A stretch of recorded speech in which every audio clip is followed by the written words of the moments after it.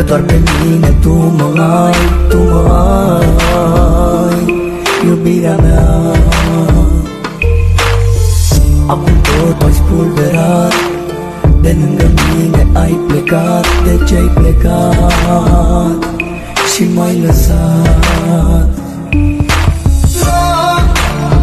Afară e frig și totul s-a sfârșit de când m-ai părăsit. Iar tot afară e frig și totul s-a sfârșit de când m-ai părăsit.